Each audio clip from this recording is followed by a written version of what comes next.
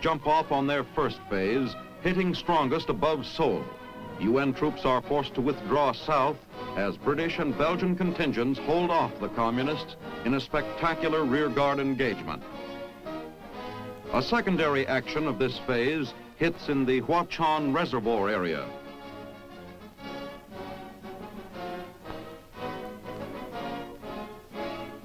By 30 April, UN forces cease their withdrawal and set up the Lincoln Defense Line a few miles north of Seoul.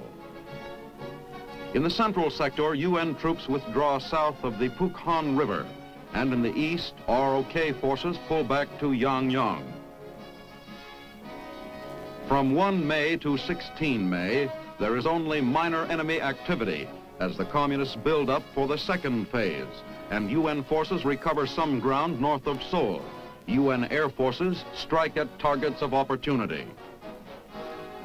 The second phase begins on 17 May with the heaviest attack in the central sector southwest of Inji and east of Chonchon.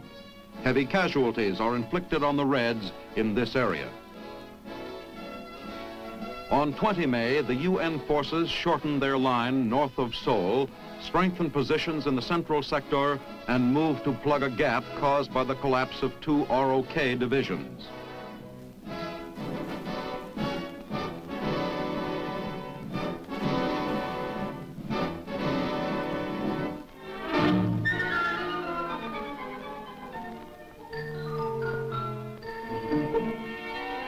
In the Imjin River area, soldiers of 2 combat teams quickly break camp.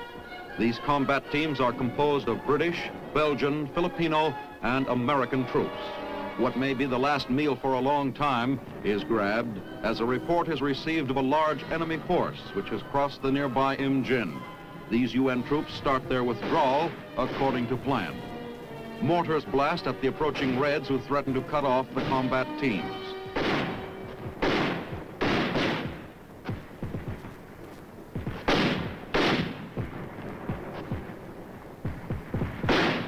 The withdrawal starts south, down the main highway that passes through Wijeonbu to Seoul. Hit by an enemy shell, this UN truck tractor burns. Due to machine gun and mortar fire from infiltrated enemy troops, the convoy halts. Men take cover and wait until the way has been cleared.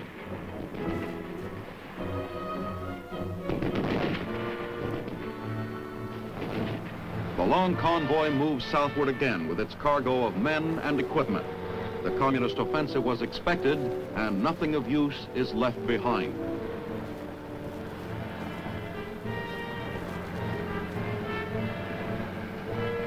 En route, battalion commanders discuss the situation. In Wijeonbu, a sign aptly states the result of war's devastation on the town. Tanks and trucks race through the battered town to pick up units of the combat team, which are redeployed in new defense line south of Wijeonbu. Later, a battalion of infantry plods wearily through the rice paddies. After fighting off the Chinese all through the night, they slog through the pelting rain to new defensive positions. Their fatigue is apparent in every step. A little more water doesn't seem to matter much as they wade a swollen stream.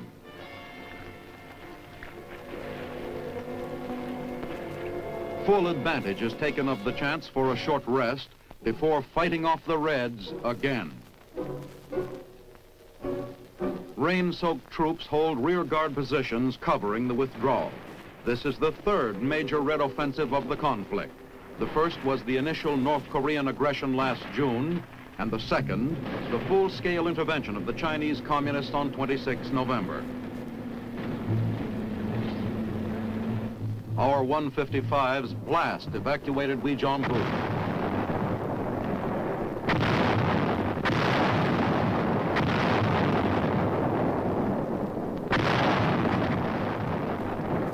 Withdrawal continues as UN firepower takes a terrible toll of Chinese. Further south, nearing Seoul, the last UN vehicles cross a bridge south of Yapyong. Men of an engineer battalion pour gasoline on the bridge, which has also been mined with TNT.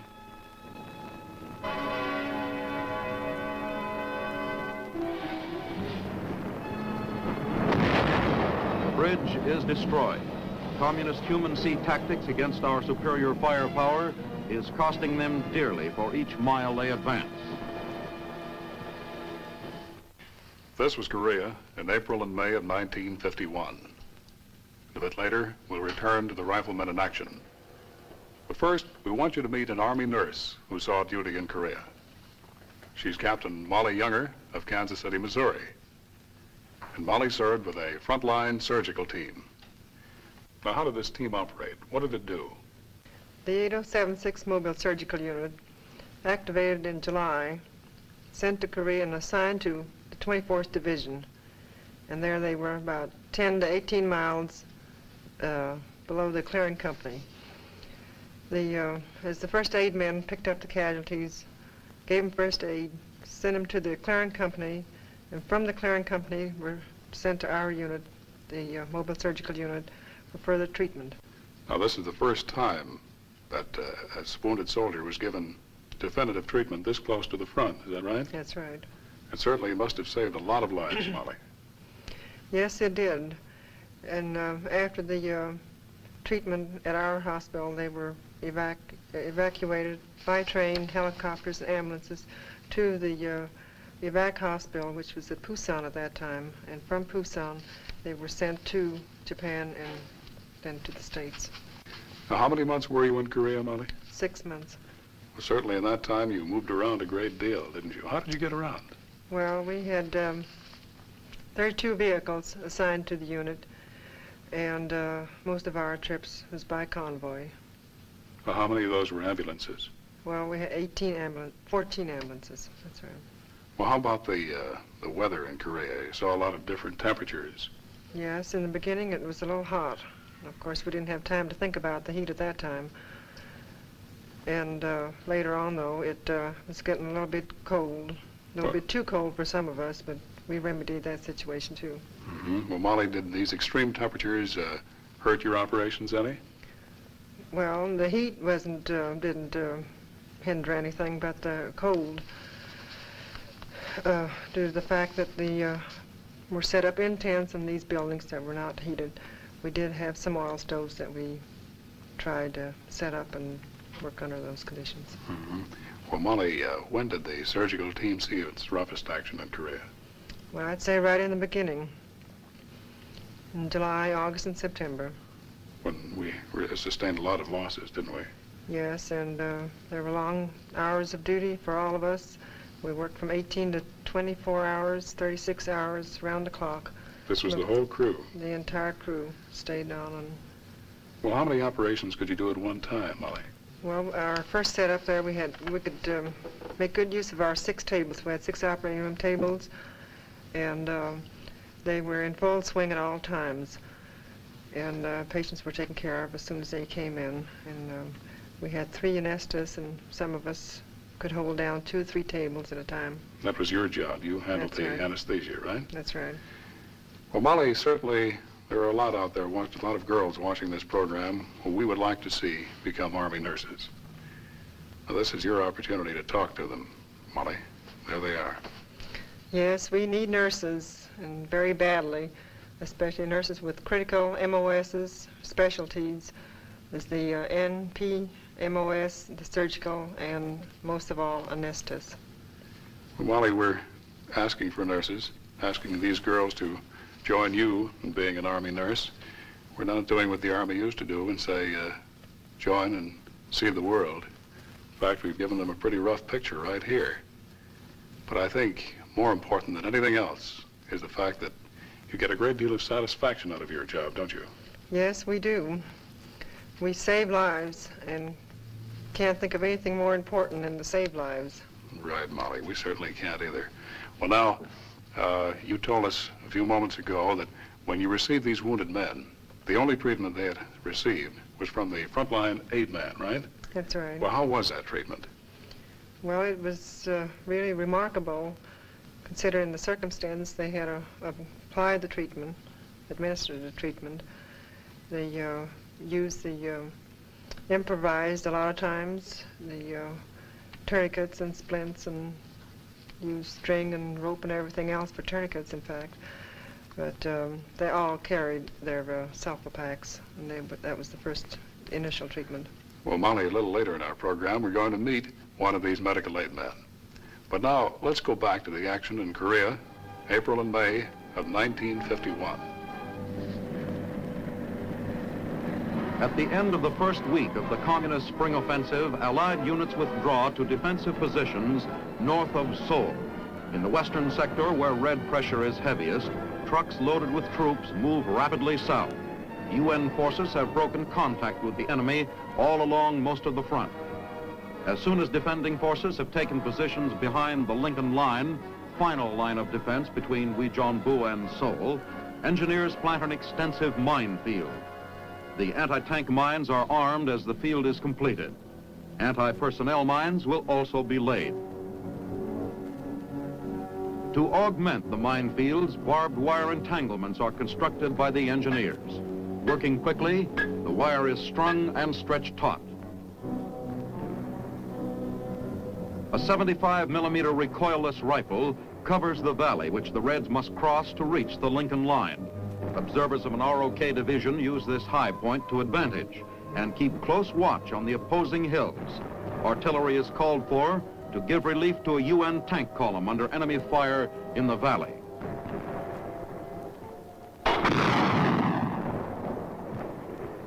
HE shells blast the distant hills, giving support and cover to the withdrawing tanks.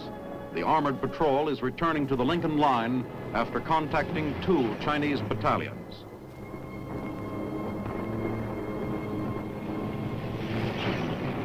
A tank nudges a Korean hut aside to clear the field of fire for a roadblock. As Allied forces retire behind the Lincoln Line, tanks are put into use as defensive weapons.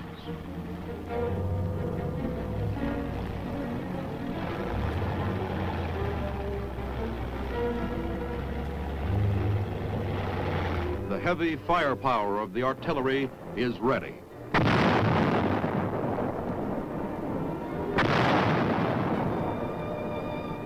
Tanks wait in emplaced positions to add their forceful punch. In the heart of Seoul, on the grounds of the Capitol building, 155 howitzers fire a sharp warning at the advancing Chinese.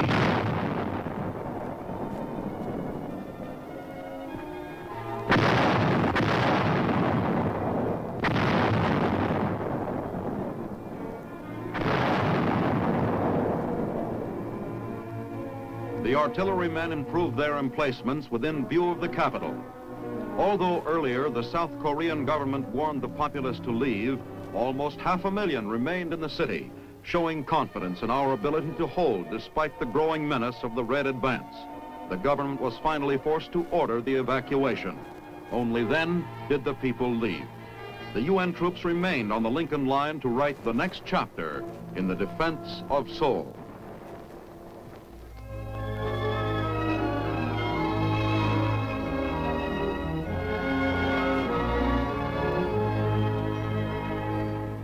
A field hospital in Korea. Full facilities must be available here for the first phase of treatment of the wounded. It's the critical phase. An emergency shipment of blood coming in.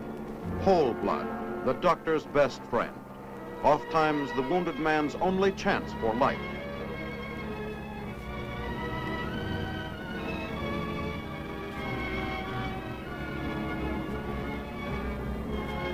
Donated in New York or San Francisco or St. Louis, typed, stored, and shipped with the strictest scientific care, it's here, where it's needed. After first aid treatment at an aid station, wounded men are brought to the field hospital. Here they are given only the necessary treatment to put them in shape for speedy evacuation to a base hospital, where every benefit of modern medicine and surgery is available.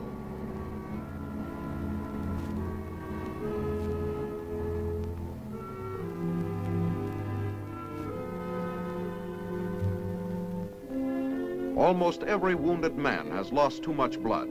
He needs replacement quickly to overcome or prevent shock, to make his system responsive to treatment, or capable of withstanding the shock of an operation. If a wounded man can be evacuated to a base hospital in good shape, he's as good as saved.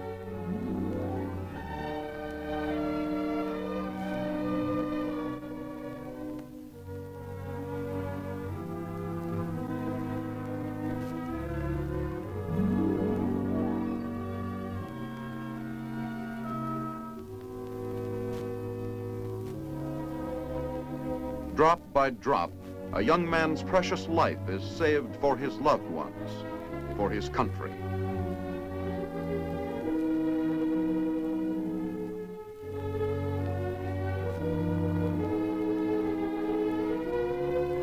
The gifts of blood must never stop.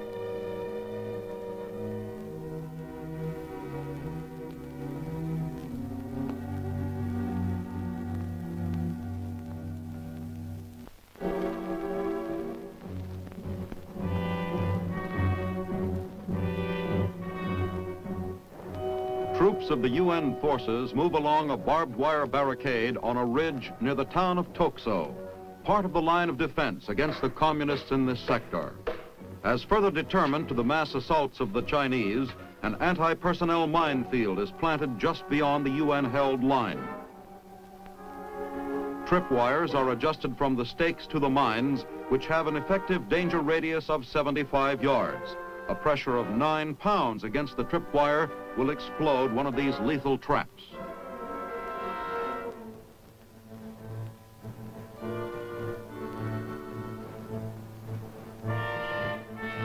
Until the field is completely sown, each wire is marked by a lightweight plate. On the road bordering the minefield, tanks and infantrymen of a recon company survey the defense line.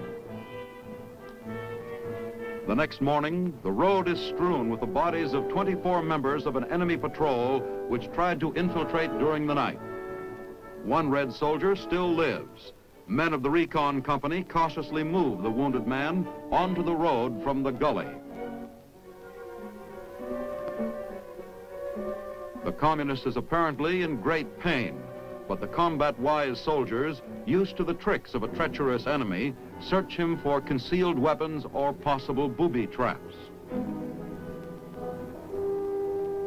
In the shelter of one of our tanks, first aid is given to the wounded man.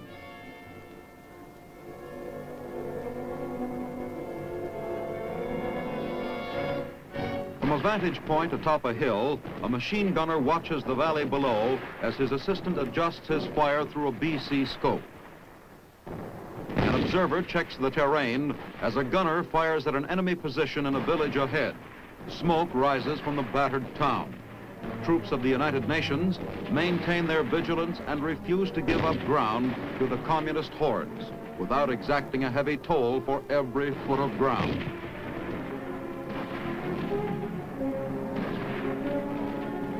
A returning tank brings news that the infiltrating Reds have been routed from the village.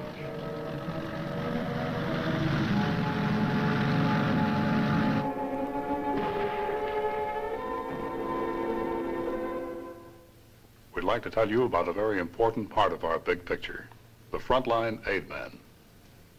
These are the men who so often are saluted by the men they serve, the riflemen, for the work they do in caring for our wounded under fire, many times while they themselves are hit.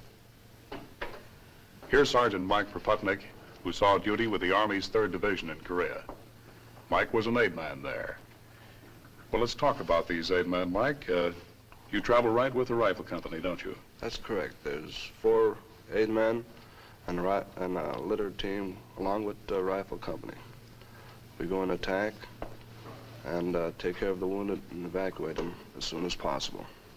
How about the terrain over there? That makes it a little rough for the evacuation, doesn't it? It does. We look over the terrain before we go in and find the quickest way possible for evacuation that can be done. Well, how do you get them off these hills, Mike? Well, we have these Korean litter bearers, civilians, and they can move out a lot faster than we can. They know the terrain also. They know how to climb those hills? That's correct. Well, now, what equipment do you have with you to treat these wounded men?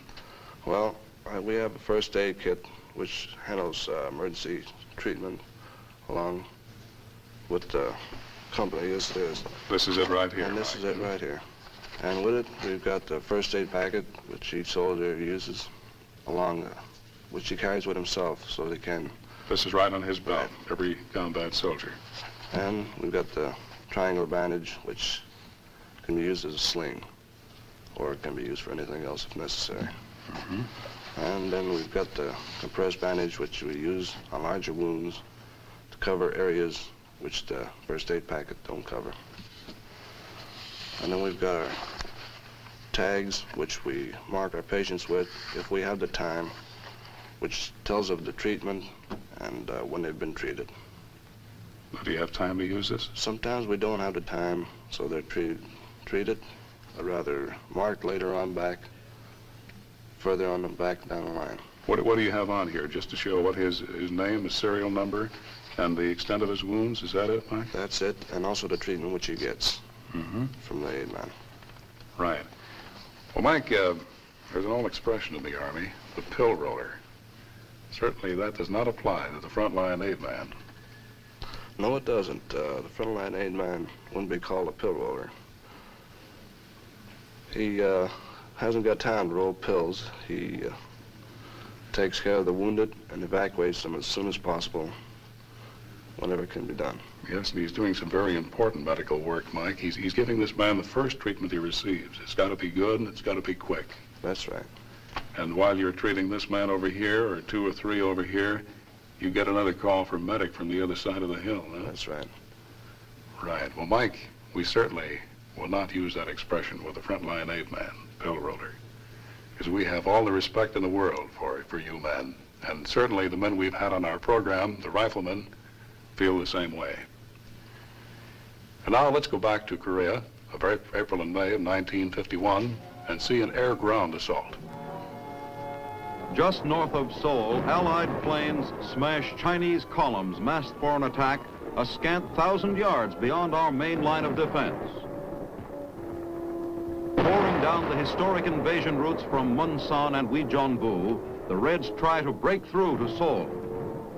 Officers observed the effectiveness of UN air power back in the skies after days of rain as it plasters enemy concentrations building up for their much-heralded May Day attack on Seoul.